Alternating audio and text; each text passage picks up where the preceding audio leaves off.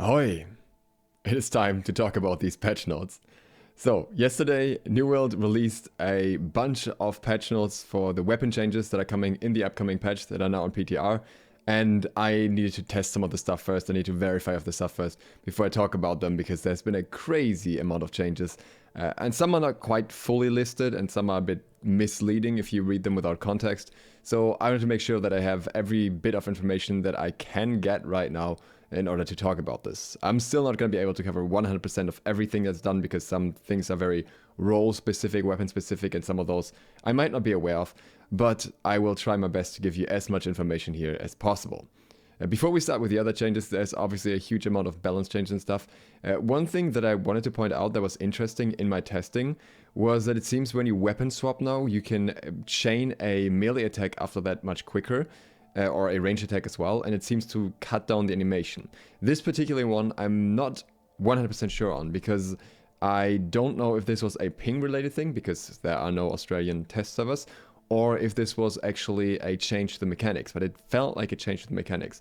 If it is, that isn't listed here, so that might actually have a pretty significant impact on how some weapons are played and used, and I wanted to point it out first before we get into all these other changes here. I'll test that again on live to tell you more about it.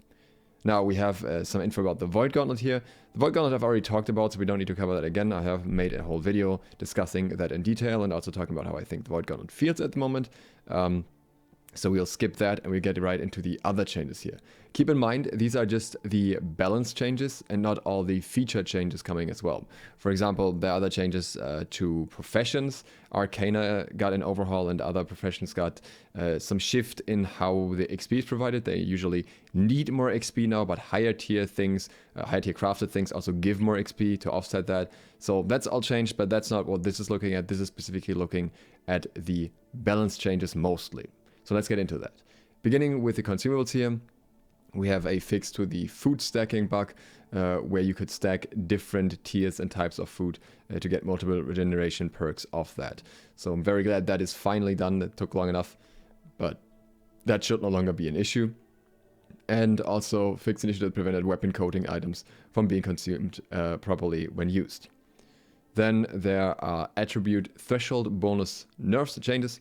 So the first one being the damage reduction provided by 250 constitution is reduced from 80 to 60%. I think this perk is a little bit overrated anyways. Yeah, it's great reduction, but it's only for one hit. So most of the time it won't be that effective since it has a 1 minute cooldown as well. And 60% is still a pretty good reduction anyways. Also fixed a bug that caused the 250 constitution bug cooldown bonus to trigger on a blocked hit, which kind of offsets the loss here a little bit as well. If you block something now, you will still have that perk afterwards. So yeah, I don't even think it's a big deal. I know some people think that, but I don't know. As a tank player or off tank player, I don't really see a problem with this one being nerfed a little bit. Fixed a bug that was preventing players from dodge cancelling out of attacks during an ability's recovery window when the 250 strength bonus was active. This is a very important change because it really made playing above 250 strength very frustrating if you have a dodge heavy playstyle. So I'm very, very glad that this one is fixed. And then we have some changes to perks. Increased the scaling of leeching perks on rings and weapons from 0.5 to 1.5% damage converted to health to 1% to 5% of damage converted to health on hit. Leeching being lifesteal perks. This is a pretty massive shift, and I would say that this makes leeching a good perk for many weapons. Before that, the amount was so negligible that it really didn't matter. It was such a low value. Now it is a much more significant value. I think it's still not the best perk to have in many situations, but having this consistent sustain through leeching, if you have up to 5% on it, pretty good. Like, I'm not complaining. If you deal 1,000 damage with a hit, that's 50 damage healed, 50 health healed with every single application of it. Obviously, it won't match healers, but there are some other changes to healers that will make this a little bit more necessary as well. So I'm glad it's happening. Then there's a bug for chain elemental perks, dealing damage to invulnerable characters. That's fixed. And also applying to downed or dead targets. That's fixed. Corrupted Bane perk, scaled higher than other Bane perks. That would have been an interesting one to use against corrupted invasions maybe. and fix above that cause chain elemental perks to trigger from the initial impact of the Great Axe Gravity Well skill. Very interesting. It seems to still proc from a lot of other abilities though, so I'm not sure which ones it's actually intended for or not, because the initial impact of the Gravity Well skill is actually, I think, considered a melee attack, so it kind of makes sense to bounce off that, but oh well. Fix a bug that caused the Hardy perk, was incorrectly giving a bonus to strike damage. Weird wording, but yeah, okay. Hardy perk was given a bonus to strike damage. Very interesting because a lot of people were running this, so probably didn't even know. I was running this, so I didn't even realize that that's the case. So I guess my hammer was dealing more damage than intended that way. Increase the efficiency of Freedom, Vigor, Invigorate debuff duration perks from 3 to 5% based on gear score to 3 to 8%. I think this makes some of these perks a lot more interesting. Most of these, like, anti-debuff perks and stuff were somewhat negligible so far, but now you could actually consider getting them in a very defensive build at least. If we look at, for example, at Freedom, right, it makes slow, stun, and silence expired 4.8 seconds faster at maximum at the moment, up to 8 seconds. If you could stack that on, you know, on your entire gear set, basically, we're now looking at 80%, at 8% times 5, so we're looking at 40% total reduction on crowd control. Nothing to scoff at, in my opinion, and it doesn't affect all CC, it doesn't affect roots, so there's still like downsides to it as well. But I do think that it is in a much better place than it was before, and I think this is something that makes it a more reasonable choice to pick up compared to before.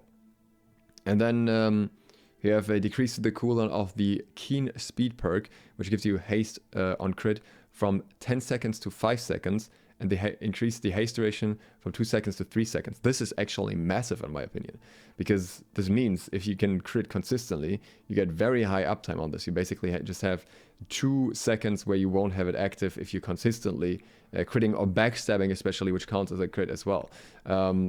I actually have to look back at the maximum speed of Keen Speed. Okay, so yeah, the maximum applied here is 30%.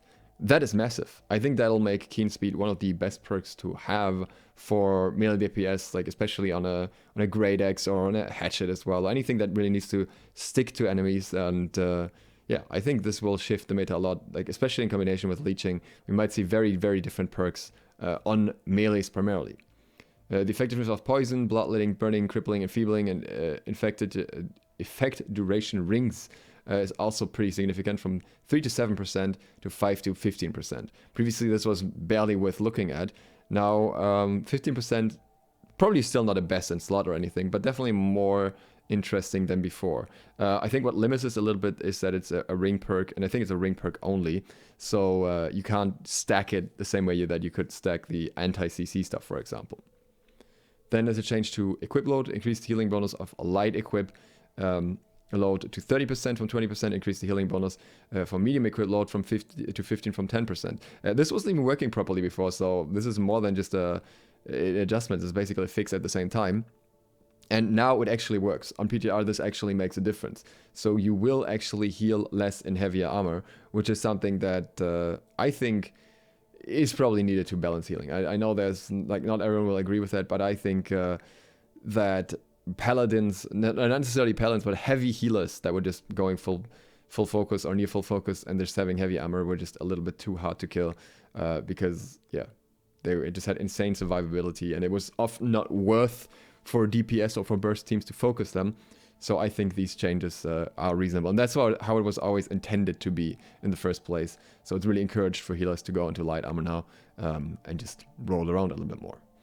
Then we have the Warhammer. Now the Warhammer gets a bunch of changes that I think cause a little bit of confusion, because people look at these changes and a lot of people seem to think that the Warhammer is getting basically massive buffs for no reason. So I'm going to actually start with the reason for these changes, because the reason for these changes is down here. It's the Shockwave. Sundering Shockwave item perk reduced the maximum rend effectiveness from 20% to 10%. And if you understand how rend works in this game and how important this is for damage output, especially in things like wars, then you'll see that this is actually a very, very massive nerf. I think it is a very needed nerf. I think that the Sundering Shockwave perk was way, way, way too good. So one of the first things that I told my guys when we started doing wars was, guys, If you have a hammer, you need Sundering Shockwave. That perk is absolutely insane. Just get the Life Breaker from the quest line if you don't have anything else. So you have Sundering Shockwave just for that, because it's just really, really, really good. That's how much value it had compared to every other perk, really. And even though there are a lot of other good perks. And this is being halved. And halving that, when it's one of the easiest to apply AoE rends, definitely will have an impact on the overall performance of the Warhammer. Now, at the same time, I still think this is going to be a strong perk afterwards, regardless. I think 10% rend is still very, very strong. So I don't think this is like putting the Warhammer in the trash or anything. But most of the other changes that you see here are actually aimed at abilities that are not used nearly as much. So, the first one of those is Armor Breaker. Adjusted the hitbox to make it easier to hit enemies that have been knocked down or on inclines. This is something that I wish they would do for the light attacks as well, because it's super annoying to try and hit those. But yeah, it's really weird when an enemy is like flattened, especially by Wrecking Ball, and the Armor Breaker just goes over them. Lasting Trauma increased the rend effectiveness from 15 to 20%. So you can see that some of the rend that is taken off the Sundering Shockwave is moved over here. So the Armor Breaker rend is now twice as effective as Sundering Shockwave, which is probably how it was meant to be, because that one is obviously the ability that is meant to go against heavy armor, against tanks, and allow you to burst more. But also this ability is single target, or like almost single target. Sometimes you can hit like 2 or 3 people in front of you, but it's mostly luck, especially when you have a little of lag. It's usually maximum reliably hittable on one target, and also obviously doesn't apply CC at the same time. In addition to that, Opening Act has its bonus damage increased from 15 to 25%. Opening Act being the bonus perk that gives you extra damage against targets with full health. Now the thing is, most of the time you will not land Armor Breaker on a target that has full health. Like sure, in a mob, like in a PvE scenario, that's different. Sometimes in a PvP scenario, if you can bait someone, that may be different. But overall, it's not even worth like trying to wait out with Armor Breaker to get that extra perk when you could chain a light attack into an Armor Breaker.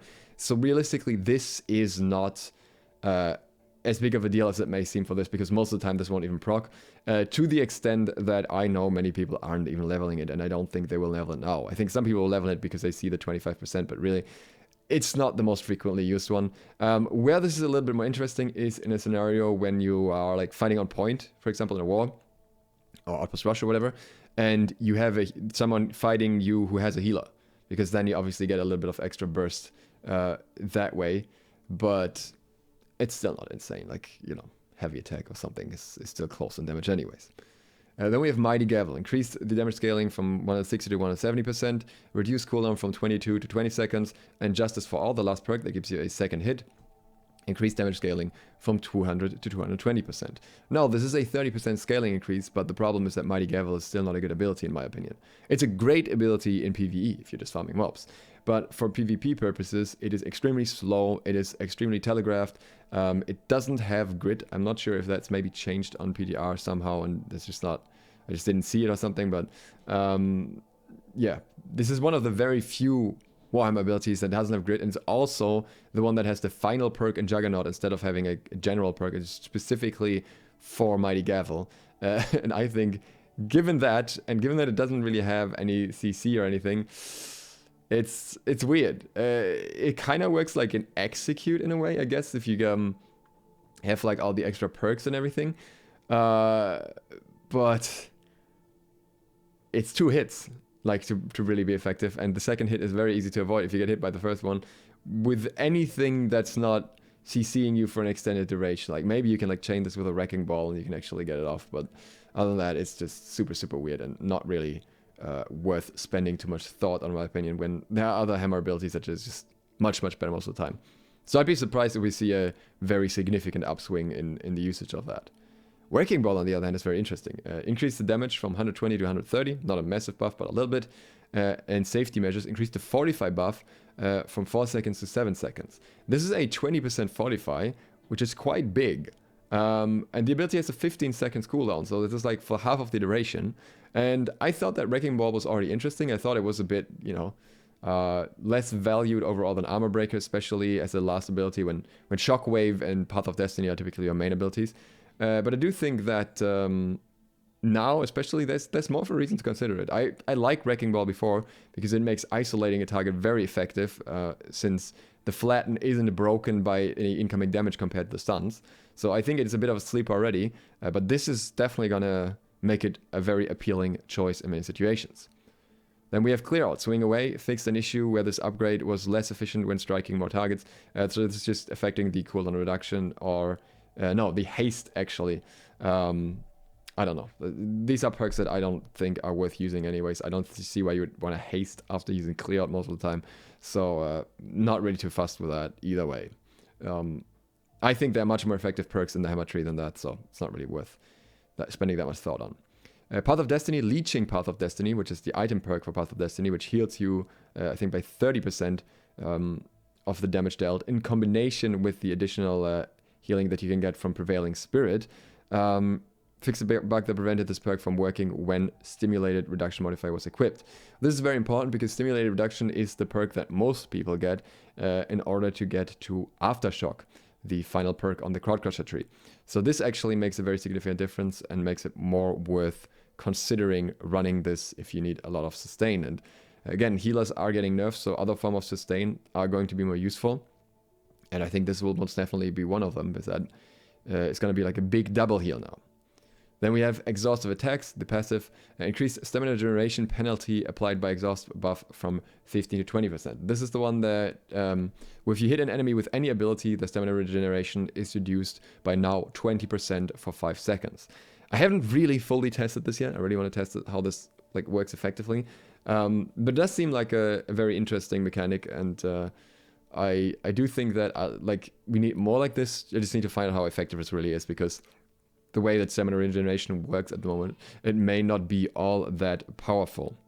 All in all, I think the changes to the Warhammer are good. I think especially Sundering Shockwave being taken down and some other abilities being buffed a little bit is a good decision for the overall balance of the game. Then you can see from there if there are further changes that need to be made to balance it out a little bit more, but I think it's the right direction. Next we have the Life Staff. Now with the Life Staff, things are a little bit more complicated than what we can see here. So I don't even want to go into too much detail about it, because effectively all of these numbers don't mean that much. Let's go through them quickly and then talk about why I think that is. So reduce the base healing by 20% to account for the increase in healing from equip load. Target adjustment. Normalize all target healing spells and target lock on to have a max range of 25 meters. So that means a range increase for some of them as well. And an out of range target healing functionality. Group UI will change color when the target is out of range. I think that's very good. If the target moves out of range, spell will cancel and not cast on self. Also very good, so you don't accidentally end up self-casting. Trying to cast a targeted heal on a target out of range will display a target is out of range notification. Very good changes in my opinion. Fix an issue where targeted heals activated by using the ability heal would not perform a direct heal on target. Sacred Ground. Fix an issue where the Life Staff Sacred Ground VFX and tooltips stated it lasted longer than the actual duration. Fix an issue that allowed the healing from Sacred Ground to be stacked multiple sources if they were using different ability upgrades, so different levels of the upgrades in the tier itself, like in the tree itself. But then again, you don't really want to skip the maxed out Sacred anyways, so this was honestly, I think, a bit overrated, because you'd have to have a super coordinated team that always stacks their Sacred in the right place and the right people are doing it for that to be effective in the first place. Like, we decided to never even use it, even though we knew about it, because it just didn't seem like it was worth the trade-off. Reduce the Fortify effectiveness of the Sacred Ground item perk from 3 to 15% to 3 to 10%. That's obviously a very big one, because Fortify, in my opinion, is an extremely undervalued effect on many players, especially on tanks, but also on other players. So I think this nerf is actually one of the most significant ones that we can see here, but again, there's more. Reduced Holy Ground stamina and mana regeneration from 100% to 50%, especially the stamina regeneration, absolutely reasonable, because that was just a bit insane. Splash of Light increased the efficiency of Life Staff's Splash of Light ability from 40 to 60%, increased the efficiency of Splash of Light shared recovery upgrade from 3 to 5%. Our protection fixed an issue where the shared protections effect was being refreshed by the healing applied by Protector's Blessing. Many protection item perk, this perk's functionality has been changed. Instead of triggering if the target does not have any active buffs, it now triggers if the target healed by our protection is under 50% health.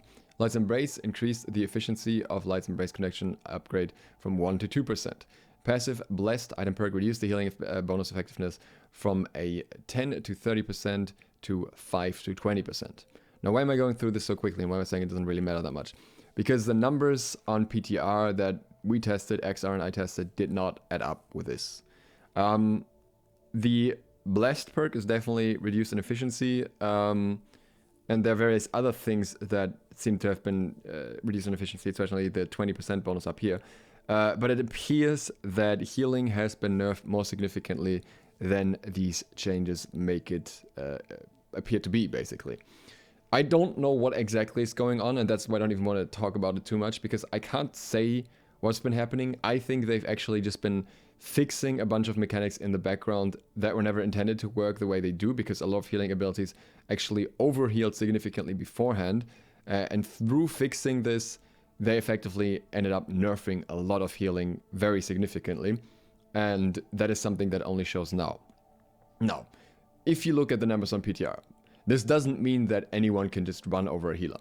So if a healer is fully geared and is standing in their sacred ground and is just self-healing, they will probably still survive at least a single person spamming their attacks at them, unless they use them very, very, very effectively and like are able to like consistently get them out of the sacred ground and so on. So I don't think it's suddenly a situation where healers will never be useful anymore. But I think most people, excluding some lifestyle users, will agree that the current state of healers on live client was not a good one, because again, healers were in many situations simply overtuned, especially with heavy armor. They were way too effective, way too tanky, and could just distract a whole bunch of people for a very long time. Like, even if they were not effective at healing at that point, they could just keep 5 people busy. So that being changed is a good thing, and I think drastic changes are coming now because they didn't have a PTR before, and they didn't want to make too many changes before they could test them on PTR. In the light of the early bugs that the game had, they probably didn't want to risk breaking even more. So that's why so many changes are coming at once. Most of the healers I talked to agreed that healers' life staff needed changes, but many of them are concerned about its effectiveness now. But many of them also say like healers are still going to be around, and I agree with that. I think healers are still going to be around and will still be needed, especially in PvP. It's just going to be less of a let's run 20 healer meta and rather have a few effective healers. And I think for the healers themselves, that'll actually be a nice thing, because you, for example, will have to worry less about sacred ground overriding each other and so on. We'll see if there are further changes that will be made to that, like for example to account for that, if sacred ground may end up stacking in or something. But as it stands, as a healer, I expect to heal significantly less. I think this is also partially because they're introducing the Void Gauntlet, which may somewhat like offset some of the loss here in terms of self-heal. At least you'll be able to use the Void Gauntlet for self-heal, but then you're also sacrificing a lot of other safety options for that, but those have also been nerfed partially. We'll get to that later. So yeah, it's a trade-off that you have to decide if you want to take, but I do think that we'll see less healers in the meta than before, but I also think this is reasonable, and we'll see how these changes are. And I feel like I wouldn't be surprised if healers get some buffs a little bit later down the road to compensate for this again, to make it a little bit more fair. Now, it's a weird situation, right? It's always this back and forth between healing, tanking, damage, and so on. I know that a lot of people seem to think that the healing was never the issue, and it was always just resilient and armor and effective health being too high, and that's why we're in this situation. But I will say that even on my journey to 60, where that was not a problem because most people weren't running PvP gear, no one was like perfectly geared at all. Life staff became a problem much earlier than that. Like life staff users became a problem around level, I want to say like 30-ish. We already ran into many situations in open world PvP where it was near impossible to kill a life staff user even with multiple people. So I think there is much more to how exactly the issues with life staffs need to be solved or are being solved right now. And we will just have to find out what the state of healer is after this patch and then go from there, because it's just a large amount of changes that are not fully documented here or are working differently from what you would expect. So at the end of the day, completely different spells, abilities may be more effective now. Like Upper Protection is one of those where a lot of people are like kind of moving away from it a little bit. Let's see what happened in that regard, for example. And then we'll just look at it again. The next one is the Hatchet. So the Hatchet gets a few buffs, which I think are honestly reasonable. The Hatchet initially was looked at as a very potent weapon, and I think actually in 1v1s it still is, more so on this throwing side, not necessarily like if you just go for the full left side, but it definitely needed some improvements to that, and that is happening here. So fix an issue where aim throw could be used to cancel basic attacks at any time. That actually already happened. That was the instant cancel true lawnmower experience, I guess, which a lot of people were abusing in Outpost Rush, which was super frustrating, and it was as well, but that was like mostly fixed already, so I guess it's another fix to stabilize that. Fix an issue where the Hatchet heavy attacks were not buffering at a consistent time, resulting in attack transitions not functioning properly. This actually explains some stuff, because I was using the heavy attacks to get them power buff, and it sometimes ended up having weird interactions, and I guess that is where this is coming from. Fix an issue where the Hatchet, using the Hatchet, the player homed on a target, the player would be moved to a spot far away enough from the target that the heads could miss, due to the hitbox sizes being a bit smaller than the distance the player would be from the target. This is probably because the Hatchet generally has like shorter-ish hitboxes, so that being fixed is obviously a good thing as well. Berserk. Fix an issue where activating Berserk would consume the Relentless Fury and accumulated power and powered buffs. I didn't even realize this, but that's obviously good that that is fixed. Feral Rush. Fix an issue where Feral Rush was able to be triggered without a cooldown in settlements. Raging Torrent. Fix an issue where some attacks would miss due to being placed too far from the target hit. This was an extremely frustrating one if you do those quick hits and you want to get as much DPS out as possible, and then half of your ticks just ghost. So that's definitely a good fix. Infected Throw. Increase disease and weakness duration from 5 to 10 seconds. This one's a little bit misleading, because the duration, if you had the upgraded version, was actually already 10 seconds. So I don't know in how far this is actually just wording or changed, but either way, it is now on the base version as well. You don't need to use the upgraded version for that, which should have been 8 seconds before, but was 10 seconds for some reason. But even the base version now is definitely 10 seconds. While power increased bonus duration on low health targets from 8 to 15. That one I actually have to look it up. That was the first perk of the Hatchet Throw. So increased duration of disease and weaken to 8 seconds on target below 30% health was the previous version of that. So this is really to take down targets as effectively as possible, basically. It's interesting because it applies to both disease and weaken. So it's really going to be hard to fight someone with a Hatchet if you go below 30 and they drop that on you. Aerial transmission. Increase the duration of the AoE. The AoE lingers in place from 3 to 6 seconds. Very good. That gives us a lot more area denial. I don't know what that means for the duration, like the overall duration, if you're in the Poison Cloud with the increase to 10 seconds and this being 6 seconds. Like, does it refresh? How does that work? I don't know. But either way, I'm glad they're looking at this ability a little bit. I would have hoped that they do something about the attack animation as well, but I guess they want this like purely as a war area denial ability, because in 1v1 scenarios this feels very awkward to use, and at war obviously is less on an issue because you can just throw it on the ground. But yeah, I think that's something that will bring this into a better spot, which is much needed because we don't really have much anti-heal, even though due to the healing nerfs, anti-heal may not be as necessary anyways, and Void Gauntlet will have anti-heal as well, so you can actually reach 100% now. Normally debuff stack, so it should be possible to stack the Void Gauntlet debuff and the Infected Throw debuff and just completely pile on anti-heal. What we'll have to see is if they changed the way that anti-heal stacks against healing on healing increases. It used to be multiplicative. We'll have to check if they changed that with this patch as well to make it additive, so that healers can kind of counter that a little bit, but I haven't checked that yet, so we'll have to find out. Then we have Rending Throw, really interesting. Reduce cooldown from 15 seconds to 8 seconds.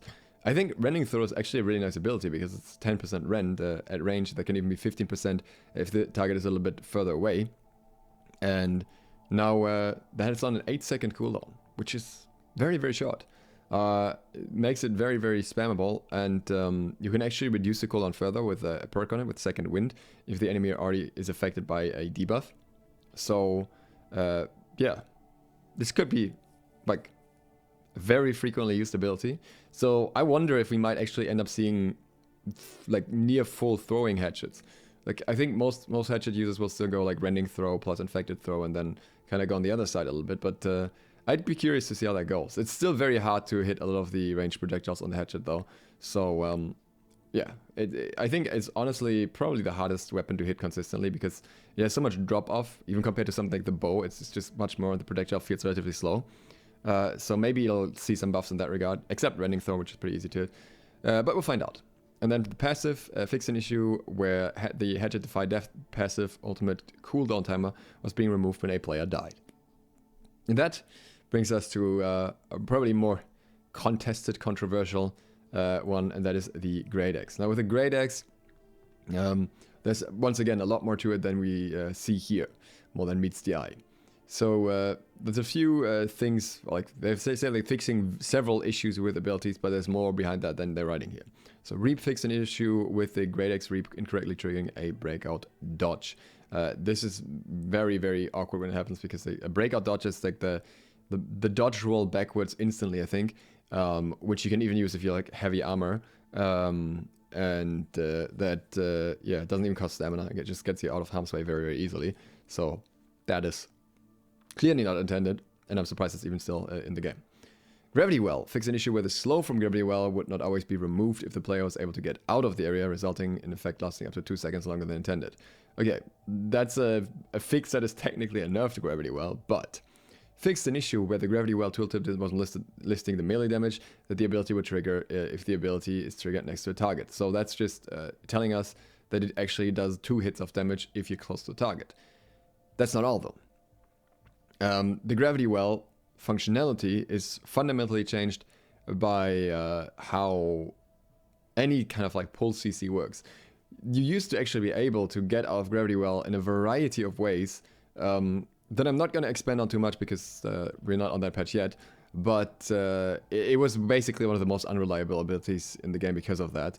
And now the gravity seems to work a lot more effectively. For example, you can no longer get out of Gravity Well by using any cleansing ability. Like for example, if you go in an entomb, you cannot roll out immediately afterwards. The only way you can do that is if you avoid the initial CC when it hits you. If you're entombed by then you can get out. Thanks to XR for testing that as well. So that is one of those things where you will see a lot more people getting stuck in a lot more Gravity Wells a lot more reliably. And that also plays into the next change. Whirlwind added grid to Whirlwind by default. That's a big one, because I didn't have the option to have it beforehand. In addition to that, Fortifying Whirlwind item perk. Fix an issue where the perk applied too many stacks of Fortify, resulting in it going outside of the cap of Fortify clamping. Also interesting. But here, like, keep this in mind, right? Gravity Well holds people in place properly now, and Whirlwind has grit and works. You will see a ton of AoE spamming Great Axes now. That's what's gonna happen. People will move away, like, in wars, not in duels so much. In duels, you'll see the same thing as before, but in wars, people will move over to Whirlwind a lot more, I think. You'll see a lot more full right tree, basically, or near full right tree. And that's in combination with the other item perks that we talked about above. You'll see more haste, you'll see more lifesteal. So I think we're in for some very interesting times here. I think this will also kind of, unintentionally maybe, move the meta away a little bit from people being super worried about Great Axe users sticking to them with light attacks, because now instead they'll be worried about people sticking to them with Whirlwind and doing AoE damage to a ton of people around them. So yeah, it's interesting. It's interesting because, like, I know that there's a certain group of people that really, really wants the Great Axe to be massively nerfed. Mostly ranged players that don't like the fact that there's a melee weapon that can actually stick to them. And then you have a lot of melee players that kind of use the Great Axe to stick to ranged targets, but in melee range typically don't even use it. Like in a melee 1v1, most people will more likely stick to Hammer than to Great Axe if they know what they're doing. Because you have to play a very specific playstyle with a lot of dodging in medium weight, basically, for the Great Axe to even reach nearly the same effectiveness as the Hammer. It's just that the Hammer is not that good against ranged players, so depending on who you ask, one or the other is way stronger. So yeah, that's just interesting. But I think with this we'll see the Great Axe finding more of its niche as a AOE stacking type of weapon. And I'm very curious to see how that goes. I am a bit concerned, especially because I thought that adding Grid to Whirlwind for the entire duration might be too much for that. And we'll see if that ends up being too much. It could be a problem. But I'm still curious just to see how it goes, really. And then we also have passives. Heavy Pull fixed an issue where heavy attacks would have incorrect hitboxes when this passive was equipped. Also, this one actually does proper damage now and no longer reduces your damage when you hit someone with Heavy Pull. Because this can now fully charge. Previously, it couldn't fully charge to the max amount of a heavy attack, and it was always like just the light heavy attack, so to speak. So this does actually do normal damage now. In addition to that, the gravity passive no longer increases the duration of all pulls. Instead, the ability now applies an 0.25 seconds route to targets affected by a pull. However, from what we found on PTR, and this may be a ping issue, but it seems like this didn't really work properly because you could still roll out basically in the time frame where you had the root icon. I'm really not sure if this worked properly. It's super hard to tell. Again, ping doesn't help in that regard either, and the duration is so short. But I'm really not sure if it's working yet. And if it's that short, the question is if it's really got any value, because it felt like you could just walk out of it as you were affected by it. And it felt like certain abilities, like Gravity Well, weren't even applying it, or at least not properly. So I feel like this one still needs some work. Then we have the bow. With the bow, there are a lot of changes, but for some reason, it seems like not all of them are listed here, or at least are weird in wording. So an updated description for Rain of Arrows, Poison Shot, and Splinter Shot to indicate that they cannot headshot. Okay. Fix an issue with several bow abilities not benefiting from increased damage from higher tier arrows. So it's probably mainly affecting the light and heavy attacks beforehand and not so much the abilities. So that's a buff. Fix an issue that allowed consecutive primary attacks to be fired faster than intended. With this one, I'm not quite sure which one this is referring to, because this might be referring to, even though it's like not worded like that, it might be referring to the penetrating shot doing an instant cancel, but that's not really consecutive primary attack. And I don't know why it's not listed here, if they may be removing it again. Maybe on the live version you will be able to cancel with penetrating shot again. But yeah, for now it seems like, or on PTR, initially apparently you were not able to do that. So I don't really know what's going on there, and we'll have to see what happens in that regard. When it comes to evade shot, go the distance, this upgrade now applies haste at the end of the skill's casting time rather than the start, so that the buff duration is not partially lost during the skill animation. I think that is a reasonable buff. Poison shot reduced the cooldown from 35 seconds to 30 seconds, also reasonable. It was a very, very long cooldown. It is still a long cooldown anyways. Fix an issue that caused poison shot to go on cooldown without the ability having been fired. Good. Rapid shot increased the cooldown from 20 to 14 seconds. Rapid accuracy, fix an issue where this upgrade would not reduce the cooldown if the last arrow of rapid shot killed the enemy. Now, I don't really know who uses rapid shot.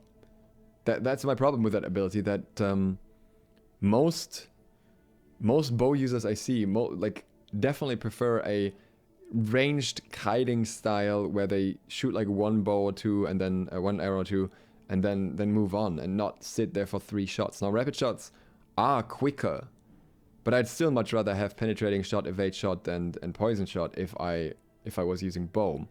Now, if the penetrating shot cancel doesn't work properly anymore, if it's actually removed, then maybe that may be a reason to get rapid shot. I really can't say what the line of thinking is there. I really don't know. I felt like the hitboxes of rapid shot, especially the bow hitboxes in general, but especially rapid shot, are so annoying, so frustrating to use that it's just an off-putting ability to me.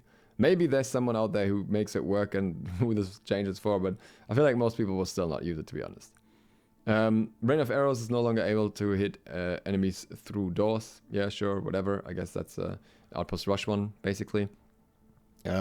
Fix an issue where hip firing with the bow was triggering the heightened precision passive from the Musket ability tree. Again, that probably not necessary. Overall, I'm surprised there aren't more changes to the bow. The bow is a very strong dual weapon, and if anyone tries to tell you any different, they probably just never seen a good bow user. Half of the people that are standing in Windswood, in front of Windswood these days on my server are bow users, and you know why. Like, it's just extremely effective at like this kiting playstyle and it's very high damage. But at the same time, the bow also has a ton of issues because it has these weird targeters. It has like I don't know, generally like I would say somewhat sluggish mechanics maybe at times.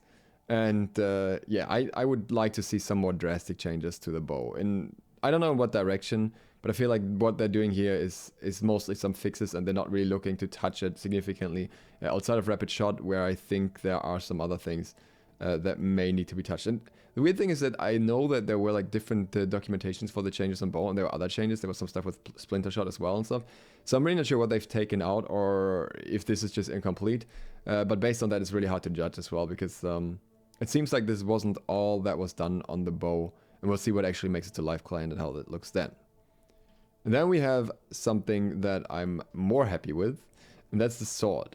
So, first of all, fix an issue where basic attack buffers and cancels weren't working properly during the sword heavy attack. This is extremely frustrating if you use the sword, that often you could not basically go into a heavy attack after certain abilities, even though you should be able to, and then you couldn't like chain from that. So it just made it feel clunky for no reason. So I'm very glad that's fixed. Also, fix an issue where the fully charged sword heavy attack had different timings than the regular heavy attack.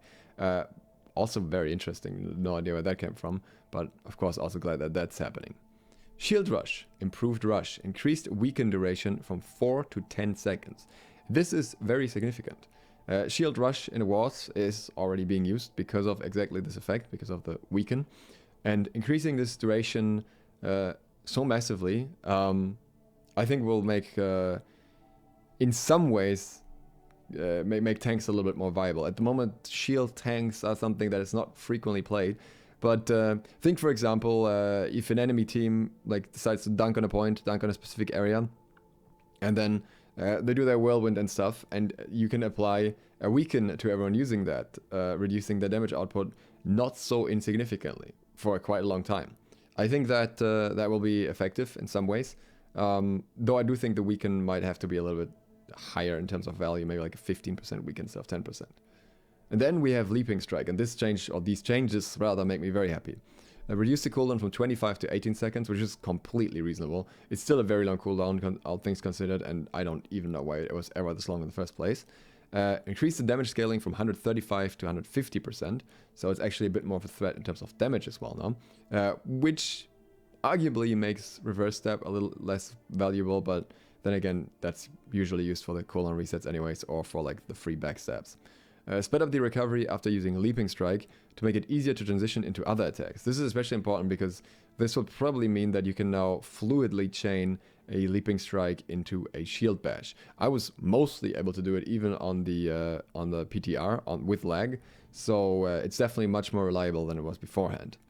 And then we have Cowardly Punishment, upgrade description to include the slow percent value, which is pretty massive at 50%. So yeah, that's a good one. I really like that. I really think Leaping Strike is a little bit lagging behind at the moment when it could be a really good ability. I tested it just yesterday and I really like it as an ability, but the long cooldown makes it very punishing. What I do think is they need to, or they do think they still need to work on is the hitbox.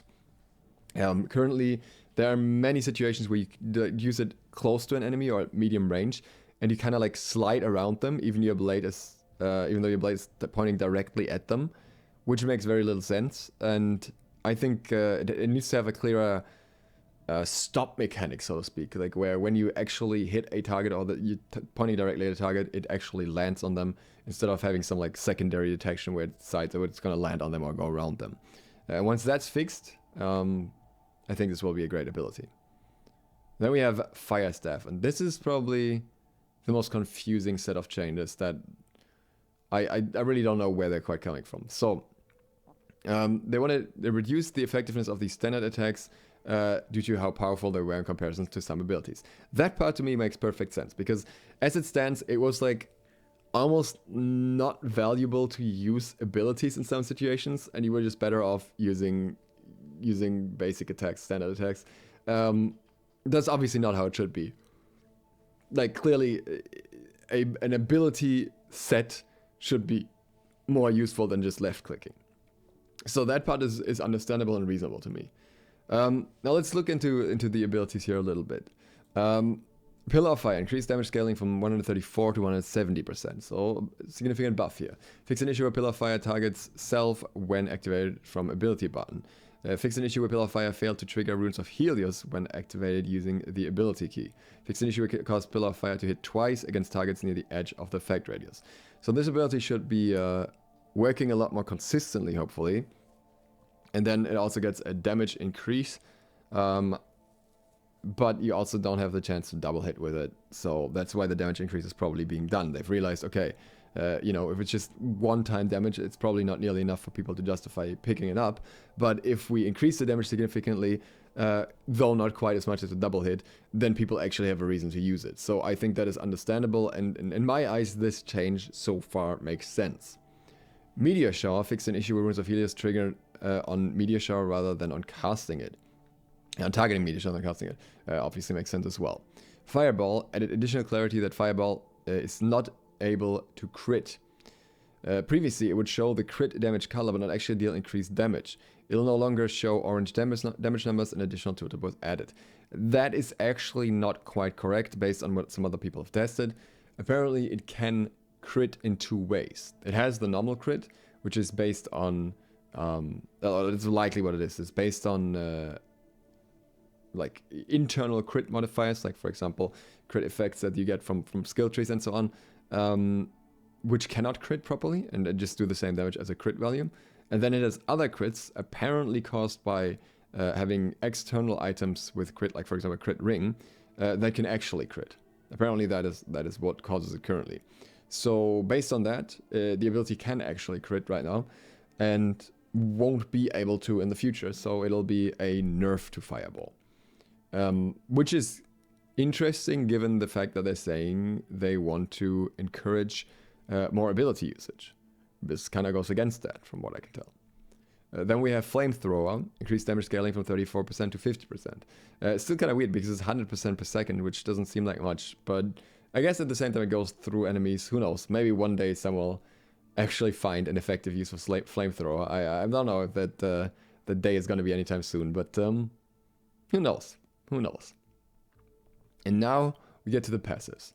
So, the clear casting, reduced damage bonus from 10% to 5%. Clear casting is if you haven't taken damage in the last 3 seconds, you deal extra damage.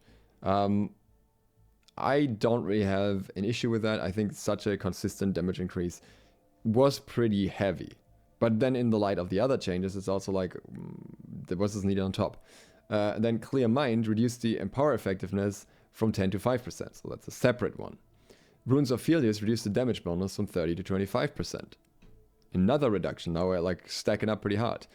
Prophet of a Fire Guard reduced the crit damage bonus from 20 to 15%. I do think that getting a 20% crit damage bonus in a single ability, a single point, is a bit much. I think it is a bit much if you compare like other weapons getting like a 10% bonus at best, especially when the Fire Staff is so crit focused. So I think that in itself is reasonable. It's just weird that it comes with so many other damage nerfs along with it. Spellslinger reduced the crit chance bonus from 15 to 10%. Also fixed an issue where the crit chance was also increased for standard attacks and not just abilities. So they want abilities to crit more, but then they don't want Fireball to crit. So yeah, not quite sure what direction they're taking here. But I guess, I mean, the ability always said that it's, or the perk always said that it's an ability crit chance. It's just, you know, it's kind of weird that it's like going against what they're doing to Fireball. Pyromania reduced the damage bonus from 20 to 15%. So the fire, I think the Fire Staff was doing too much damage, but not by that much. I thought it was doing a little bit too much damage.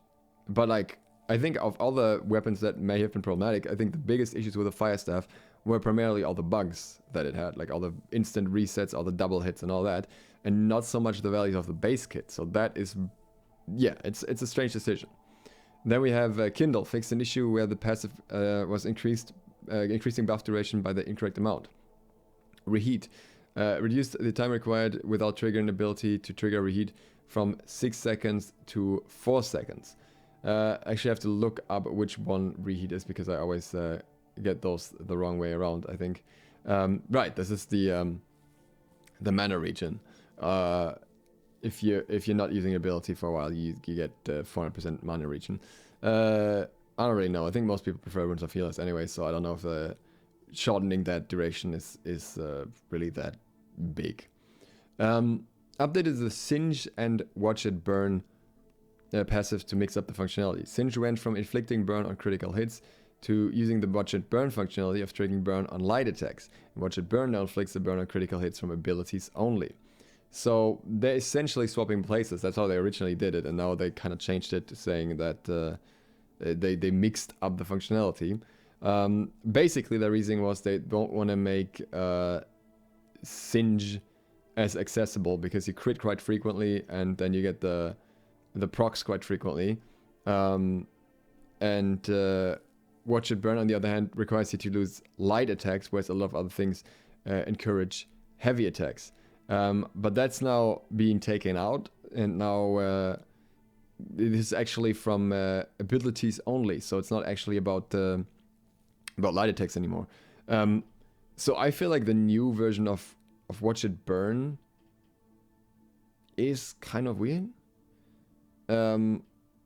Like when you take the crit chance away from Fireball. Again, like, yeah, you still have other abilities that can crit, of course, don't get me wrong. It's just, I think the most common loadout at the moment is like Fireball, Pillar of Fire, or Burnout, and sometimes people have like Meteor Shower, obviously, and some people have Incinerate. But Burnout is not something you like consistently use to aggressively go in most fights. Pillar of Fire seemingly the only ability that can consistently and safely proc that then. So yeah, I don't really know if that is something that anyone would want to spec into. It seems like a very deep into the Pyromancer tree investment in order to do that. So yeah, these changes leave me with a lot of question marks because they kind of don't match with each other. I do think the fire stuff needed nerfs. I don't think they needed nerfs nearly as heavy as this. I don't know. I feel like people might be more inclined to switch towards the Void Gauntlet now. But maybe they just looked at the stats in wars and stuff and they were like, okay, mages are just overperforming too much in general. We don't want them to be this overbearing in terms of damage output compared to other classes. Or maybe they want to push people more towards something like Meteor Shower. Yeah, I'm not entirely sure, but we'll find out what direction this takes the Fire Mage in. Of all changes, this is the one that just confuses me the most in general because I didn't see Fire Mages as a major problem in the current meta. Then we have Spear. Now, Spear, we actually have a few interesting changes. Adjusted the distance a player would move towards the target when doing a heavy attack. The heavy attack was pulling the user too close, resulting in the Deadly Reach passive not being able to trigger consistently. Now, this is funny, right? This buffs Deadly Reach because you can like get the damage from the distance, but it also means you're further away from the target at the end of the attack, from how I understand it, which is effectively a nerf, because it means that someone who's kiting you has a better chance of getting away. And I don't know how to understand it or how to interpret this, or if you're just moving later in the animation. But again, this is something that I also can't really test on PTR because it's too laggy. But I'm really a bit confused about this one. The rest, on the other hand, I'm not confused about at all because the other stuff makes a lot more sense. So the first one here, Coup de Grace, increase the damage scaling from 125% to 150%. So that's actually a bit more logical to level. And also, this attack is now flagged as heavy, allowing it to trigger heavy-related passives. And this is very important because there are multiple heavy-related passives in the tree. You get extra damage and you get cooldown reduction when using this. So that makes it so that it's not more valuable to just use Sweep into a heavy over Coup de Grace. I like that change. I think that makes it a lot more effective, even though it's still a very telegraphed animation. But if you get hit by the initial sweep, then this can cause a big problem. And obviously the enemy, like the player using sweep can also see if you got hit by the initial attack or not. So they can make the decision based on that, because Coup de Grace is not forced. You can just click it, different from certain Gradix abilities that just lock you in an animation. Skewer increased the bleed damage from 10 to 20%. I don't think that's exactly what Skewer needed. I think it rather needs like a better animation, better leap or whatever, so it actually feels good. But I do think it's a nice buff for some extra bleed damage when the tree has certain perks that revolve around it, and it just makes it a little bit more logical to go into that as well, especially for PvE. Perforate increased the damage scaling from 70 to 80%, which is per hit, total of 3 hits, if I recall correctly. Yeah, 3 hits, and that's a pretty good increase. We're now talking about 240% weapon damage for something that is happening really quickly, honestly, and also applies rend. So yeah, I think this could be a bit scary. Also fix the bug where the passive continuous motion for not reduce the cooldown of Perforate. That is the continuous motion perk on Vault Kick, which reduces all your cooldowns by 30% on successful hit. Cyclone increased the damage scaling from 110 to 130%.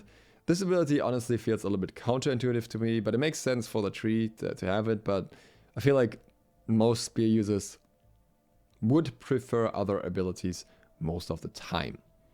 Vault Kick fixed an issue where Vault Kick's cooldown began 1 frame before the hitbox would appear. This resulted in the ability going on cooldown if the attack was interrupted early, even if it did not hit. This is interesting because this happened quite often. I didn't realize that was just a 1 frame thing. She thought this was multiple frames. Must have gotten a few lucky catches then. But that is obviously something that is very useful, very effective as well. That brings us to the Ice Gauntlet. And here, we see some very interesting changes. Initially, some of these were not documented, but there's a lot of stuff going on here. So, goal with the Ice Gauntlet is to reduce the effectiveness of some of the maxed out combinations of abilities while still maintaining their usefulness.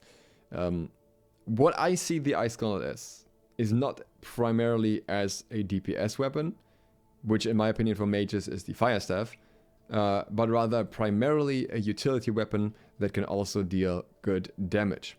And when you look at it from that perspective, I think these changes make a lot more sense.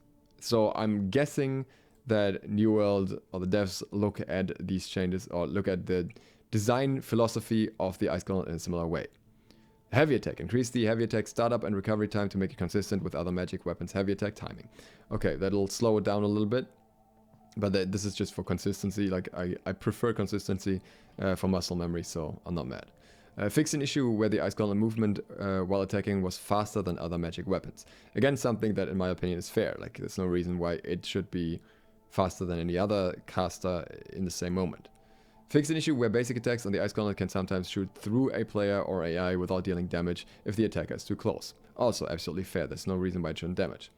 Fix an issue that allowed enemies with the heavy freeze passive to root players standing in their own Ice Storm. Clearly just a weird bug, so good, that's fixed. Ice Storm increased the time between damage ticks from 0.25 seconds to 0.3 seconds. In other words, 1 tick per second less, or a 25% damage reduction, I think. Does that make sense? Yeah, it would be a 25% damage reduction. So, yeah. I think that was reasonable. I think Ice Storm damage was just a little bit too high, especially if you look how much damage it can still deal to a full tank. And Ice Storm had some other problems, so yeah. Fix an issue where Ice Storm did not damage the player if it had Unending Thaw item perk. Very good, finally fixed. That will obviously make it a bit stronger as well, so I guess that plays into this nerf too, because the Unending Thaw perk will finally have usefulness, and you can use it in combination. Like, at the moment you don't want to use it because it's actually so bad. Fix an issue where Ice Storm didn't do damage to enemies immune to slow. Fix an issue where Ice Storm stopped if the caster swapped to their other active weapon. Interesting, because some abilities do that and some don't. But this is, again, a pretty significant buff, because you can now technically swap to the Fire Staff, for example, while they're in the Ice Storm. However, obviously, if you use the Ice Storm, there are also perks that make it so that you might want to prefer staying on Ice Storm anyway, or like staying on the Ice Gauntlet anyways, because of the additional benefits that you get. So, a bit of both here, but I do think this is a pretty significant buff. And it's also like kind of a consistency thing with other spells. I still find this a bit questionable in general. I find it a bit questionable that AoE from spells lasts when you swap weapons. Because I feel like it throws off item balance. Because it's not just ranged weapons either. Like it's not like, for example, Life Staff is obviously the main offender here with the Sacred Ground, but you can also, for example, do it with like a gravity well, for example, on a Great Axe. And I don't know why abilities are allowed to last after weapon swap, but at the same time, buffs and other perks that you get from weapons get lost when you swap weapons. Because to me, those things feel like it should be either all of them or none of them.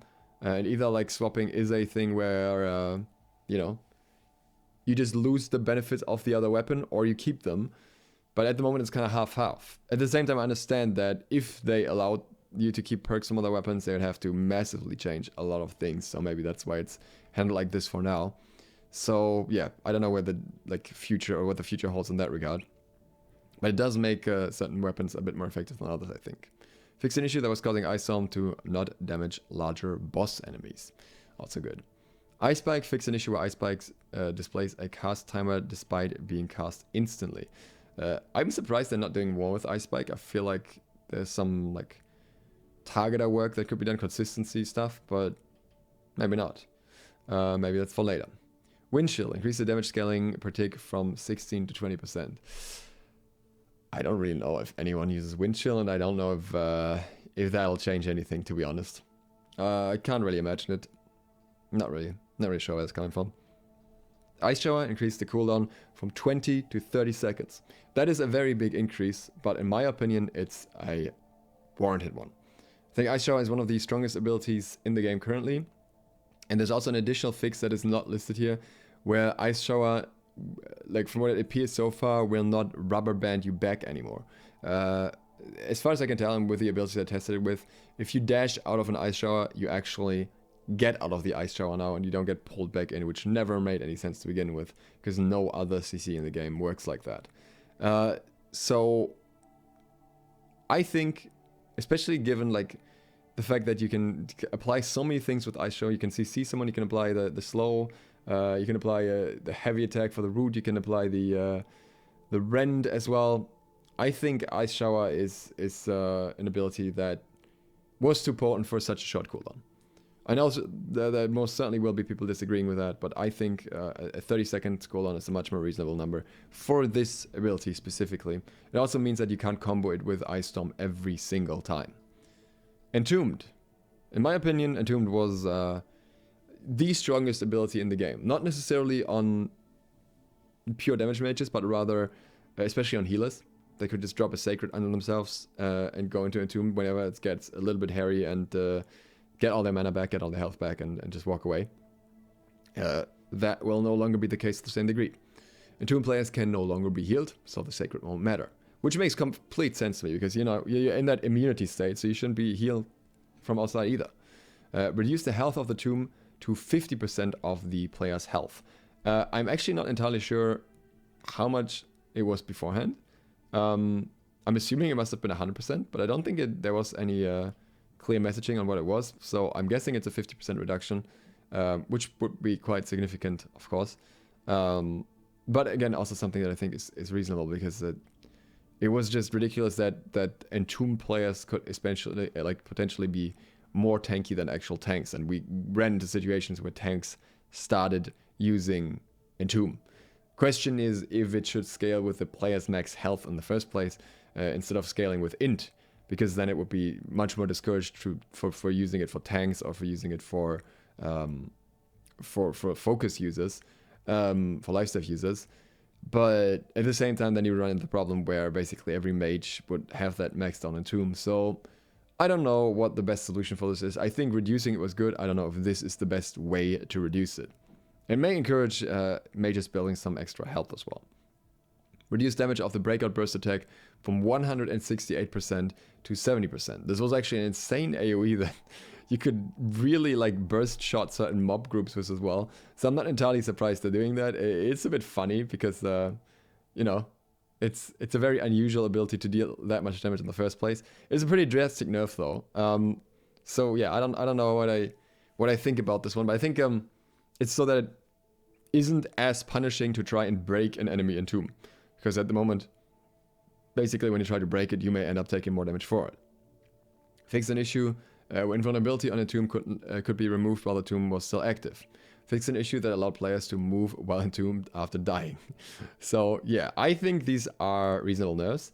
And as far as I can tell, at least on the first version of Public Test Realm, there was also a buff in return, which was that the mana cost of Entomb no longer existed. So it was just yeah, free to use. And I think that's still the case, but I don't know if that'll be in the final version, given that it's not in the patch notes. So, well, it didn't cost much before, it was 10 mana before, but now even if you're completely out of mana, you can still use Entomb as a safety mechanism and to get some mana back, which I think is the intention here. So, yeah, a little bit of a buff, but definitely more nerfs for it, which, when this wasn't documented, I was really confused because it only received a buff, and I was like, why is Entombed of abilities only receiving a buff? So I'm happy that happened. Ice Paladin, increase Ice Paladin health by 20%, add a max lifetime of 45 seconds to Ice Paladin, fix an issue where Ice Paladin could consume mana but wouldn't activate on slopes, terrain, or off a ledge. Fix an issue that allowed players to place multiple Ice Paladins by dying and being revived. Fix an issue with Ice Paladin targeting neutral players' AI during a 1v1 duel. Ice Paladin being a bit of a weird one, bit of a niche one that not too many people use. I think some buffs are warranted. I wouldn't be surprised if this gets some further buffs in the future, because in my opinion it's not exactly a very impactful ability most of the time. But I guess it's a nice one to have if you're not playing super sweaty and you just want to have something that takes some of the work off you, essentially. Passive, Ultimate Chill. Reduce Ultimate Chill's bonus damage from 35% to 25%. Fix an issue where Ultimate Chill ability did not apply to enemies in some cases. Update the Ultimate Chill wrong tooltip wording for clarification of functionality. Given that this was an insane damage increase before that really pushed the Ice Gauntlet away from utility to just being the best, I would say, DPS weapon in the game at times, especially in AoE scenarios, I can understand why this was done. I think this is a reasonable change. Critical Frost, reduced critical changed bonus? Critical chance bonus? So, yeah, critical chance bonus, probably. From 20% to 15%. So this is when an enemy is in a frosted area or affected by frostbite, you have an additional 15% crit chance now. Energized critical, reduced critical damage bonus from 15 to 10%. This is, again, more in line with like other weapons in terms of extra damage output they get. It's more in line with melee weapons and everyone else. So it makes sense. Heavy freeze, added 5-second cooldown on the freeze effect. Not actually the case. It has a 5-second internal cooldown in one way, but there are still multiple ways to proc it multiple times in a row. So you can technically still get it, I think, 3 times within 5 seconds. So really, it wasn't nerfed particularly heavily here, even though it is nerfed a little bit, which would make sense to me if it wasn't nerfed more drastically. Also, fix an issue where Ice Refresh item perk could activate on both downing and killing a player. Now it only triggers on downing. And I think that's more important because downing is where the actual kill happens most of the time, unless it's a revive. So I do think that this is also a reasonable change. I know that a lot of mages are very, very frustrated with these changes. But I do think the Ice Gauntlet was just wildly overtuned. Like, if you ask me what the strongest weapon was outside of Lifestaff pre-patch, I would most certainly say it was the Ice Gauntlet. And I think it's reasonable to tackle this a bit more heavy-handed based on that. And I think the changes that were chosen here are actually pretty good ones. They targeted the major issues. And even after all this, Ice Gauntlet can still absolutely shred through people that don't have massive elemental resist in a variety of ways. So it's not like everything is suddenly gone and there's nothing left for Ice Gauntlet users to do. I think it's just that a lot of players were very used to having very effective spells and being like in a very favorable spot for a very long time, so that these changes now come as a bit of a shock as opposed to if they were done gradually. Then we have the Rapier. The Rapier has very interesting changes, surprising changes, to be honest. In my opinion, the Rapier is actually a completely underrated melee weapon, especially in duels, obviously, but also just in terms of sheer burst potential. Most people are scared of like great axes, but if there's one weapon that I'm scared of in a duel, it's most certainly more so a skilled Rapier player, because this weapon can put out massive amounts of damage and it has insane damage avoidance. You can have up to 3 different skills that allow you to avoid damage in one way or another. So, fix an issue where Tondo, Flourish, and Flash had their cooldown begin 1 frame before the hitbox would appear. This resulted in the abilities going on cooldown if the attack was interrupted early, even if it did not hit. Obviously, a pretty significant difference here, because that means you will be able to use pretty much all of your abilities more reliably. Flurry. Fix an issue where subsequent attacks would frequently miss or be hard to hit when using Flurry by improving the homing on the attack. Although there were a lot of complaints about that, so I think that is an absolutely reasonable change. Overwhelm. Fix an issue where this upgrade was incorrectly applying stamina damage instead of just block damage. So this was basically attacking stamina directly, even if someone was not blocking, as far as I understand it, and that was not the intention. That, I guess, is a bit of a nerf at the same time, but hitting more reliably, in my opinion, is more important. The next one is Tondo. Reduce the cooldown from 11 seconds to 6 seconds. Also, and again, fix an issue that causes upgrade to only function on blocking targets, not function on everyone, meaning you can get an additional 25% cooldown reduction, an additional 1.5 seconds, which means it's much easier to reapply the bleeding stacks. And you can, like, if you time it right, you can really stack an absolute truckload of bleed damage on an enemy. And I think that is a really cool mechanic. At the moment, Tondo is not very frequently used. Most Rapier users either prefer the right tree or they go into Flurry. And I think this will give Tondo a bit more of a reason to exist, really, because the cooldown really feels long. I'm actually rerunning at the moment on my Rapier because I think it's a really cool ability because it heavily hinges on the bleed, which most other weapons don't. But yeah, I do think that the cooldown is extremely long compared to others, and it's not something that I would enjoy particularly in PvP. So I think these are very good and reasonable changes. The next one is a lot more surprising to me, and it's kind of counterintuitive to the Tondo buffs because it means that you're probably still not going to want to use Tondo. Riposte has its cooldown reduced from 20 seconds to 12 seconds. The base stun duration is increased from 1.5 seconds to 2 seconds. And lasting consequence, the stun duration is increased from 2 seconds to 2.5 seconds. I have no idea why. Riposte is an extremely strong ability in many scenarios, just because of how it applies and how many things it can actually counter. It's much more than just, your normal melee attacks. I don't know why all these changes were made. The Rapier already has a lot of short cooldown abilities, like especially Evade, obviously, and Flash is already sub 20 as well, and everything else except Flourish and Finish is sub 22, and Tondo is much shorter now as well. Riposte is a big punishing counter that, when used in the right moment, can punish actions that last significantly longer than 20 seconds. And a big thing when fighting anyone using a Rapier is baiting out the riposte. And it will be so much more frequent now. And I don't know, like, if you look at, for example, at the sword, you have Shield Bash, which is, also a single target stun that lasts the same duration now, but has a 25 second cooldown. So the Rapier can use riposte twice as much. And again, it's a counter, so it prevents you from being CC'd in the first place as well.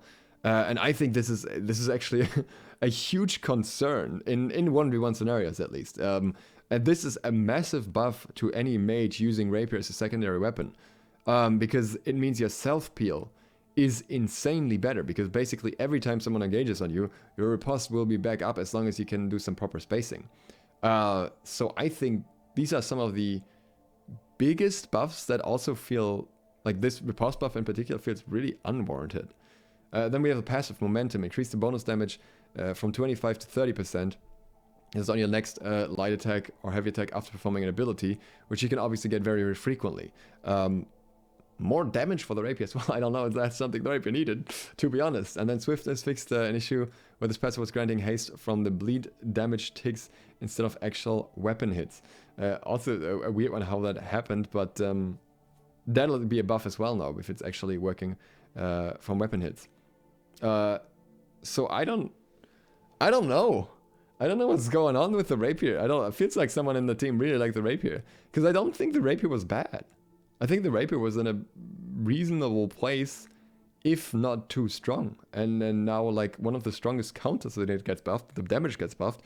Yeah, I'm really not sure. Maybe it's because rapiers are not used in wars that much. Maybe that's where they're basing it on.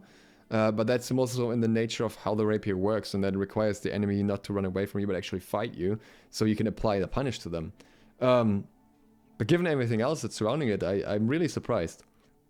But hey, it's you know, it is what it is. That's the path they're going down, and we'll see.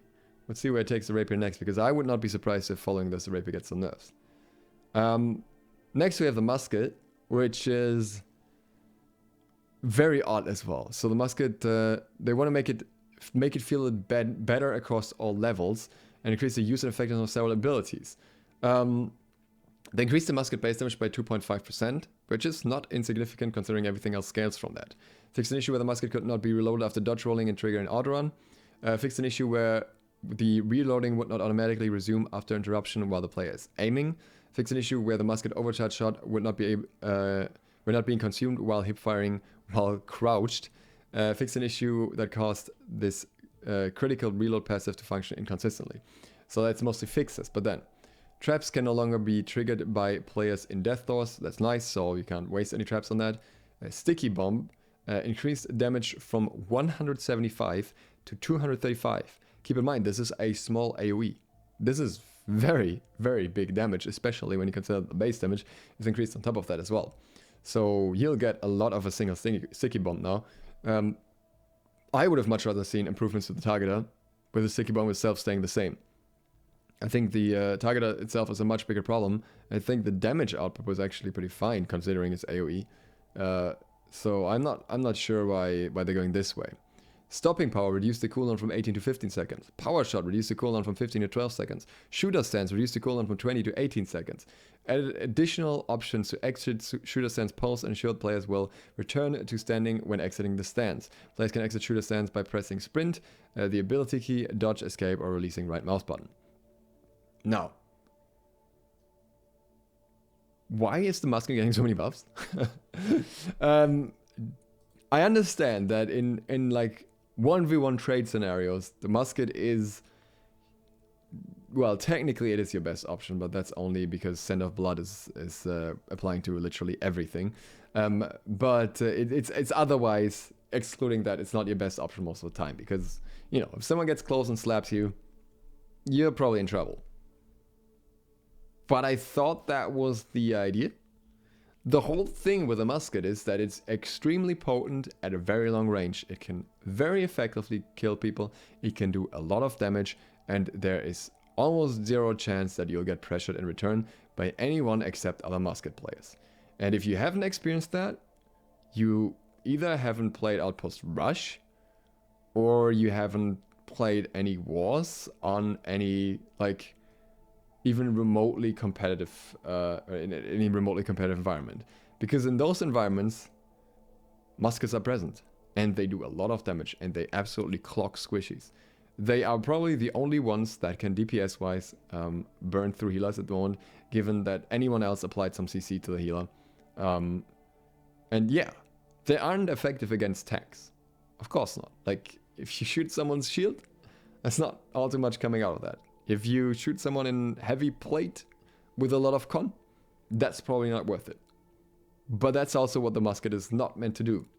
And as long as the musket has as little counterplay as it does right now, I don't think it needs that many buffs.